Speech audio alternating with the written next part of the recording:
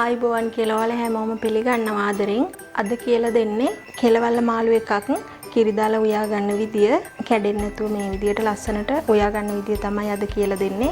ඉතින් ඔයාලා අපේ channel එකට අලුත් නම් subscribe කරලා එකතු වෙන්න. ඒ වගේම ඔයාලගේ රසවත් අදහසත් අපට comment කරන්න.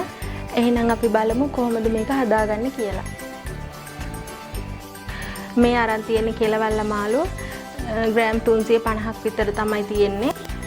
ඊට පස්සේ කරපිංච ටිකක් ඕන, කුරුඳු පොතු කෑල්ලක්, සේර කෑල්ලක් තලලා අරන් තියෙනවා, අවමිරිස් කරල් දෙකක් කපලා අරන් තියෙනවා, රතු ලූණු ගෙඩි 5ක් කපලා අරන් තියෙනවා, සුදු ලූණු තලාගෙන තියෙනවා. ඊට පස්සේ පොල් කිරි දාලා තමයි අපි උයන්නේ. ඒ නිසා පොල් කිරි අරන් තියෙනවා අණු කෝප්ප දෙකක් විතර. ඊට පස්සේ මිරිස් කුඩු, උළුහාල්, ගම් මිරිස්, කහ කුඩු, බෙදපු තුන පහ කුඩු, රස අනුව ලුණු, ඊට අමතරව පොඩි ගොරක කෑලි දෙකක් අරන් තියෙනවා, පොල් තෙල් අරන් තියෙනවා. ওই ටික තමයි ඕන වෙන්නේ. මේ විදිහට වළඳක් රත් වෙන්න තියලා තෙල් චුට්ටක් දා ගන්න ඕනේ.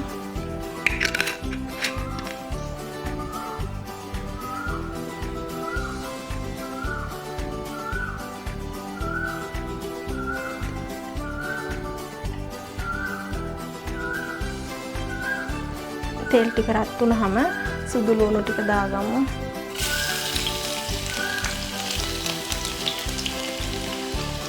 ඊට පස්සේ සේර කෑල්ලක් දාගමු.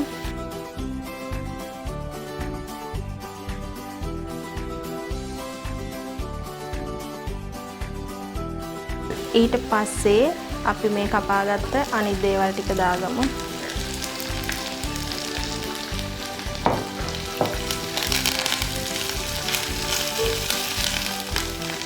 අපි දැන් උළුහාල් ටික දාගමු. පොල් කිරි දාන නිසා උළුහාල් අනිවාර්යයෙන්ම එකතු කර ගන්න ඕනේ. ඊට පස්සේ මිරිස් කුඩු මේව රස අනුව තමයි ඔයාලා දාගන්න ඕන. ගොඩක් සැරට කන්න කැමති නැත්නම් මිරිස් කුඩු ගොඩක් දාගන්න එපා. ඊට පස්සේ ගම් මිරිස් කුඩු,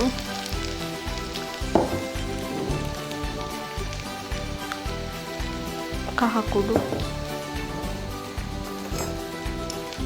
තුන පහ කුඩු එකතු කරගමු. මම මේකෙන් හැඳි එකමාරක් විතර එකතු කරගන්නවා.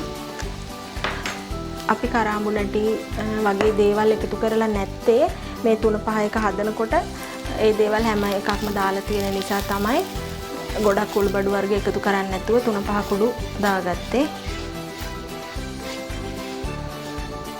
මේ විදිහට කලවම් කරගෙන අපි මාළු කෑලි ටික දාගමු.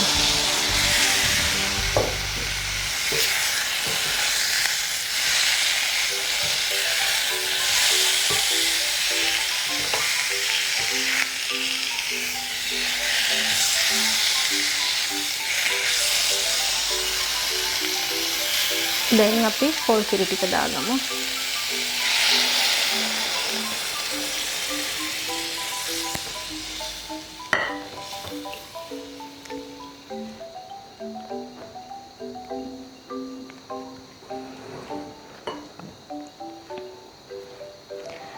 ඊට පස්සේ අපි ලුණු ටිකත් එකතු කරගමු.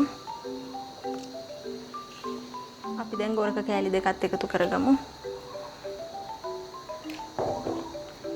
දැන් ගින්දර පොඩ්ඩක් වැඩි කරගෙන උයාගමු.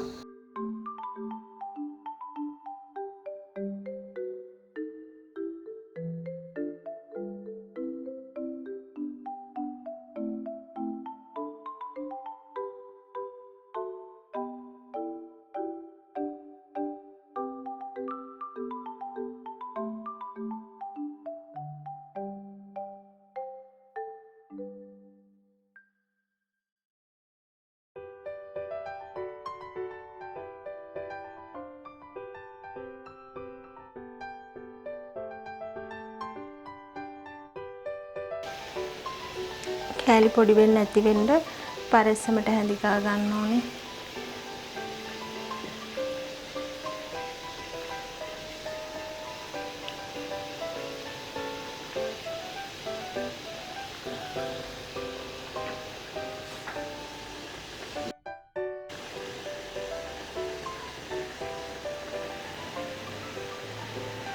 මේ විදියට පැහුනහම අපි ගින්දර අඩු කරලා මඳ ගින්නේ චුට්ටක් වෙලා උයා ගමු.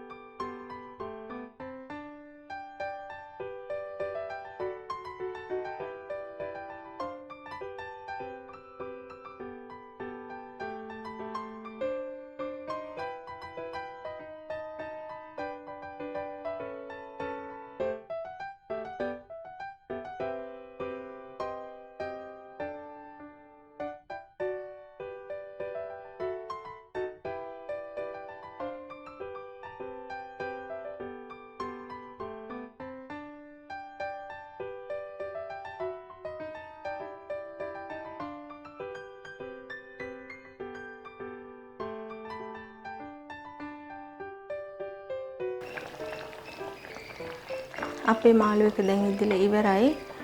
ලුණු බලලා ලිප ඕෆ් කරගමු.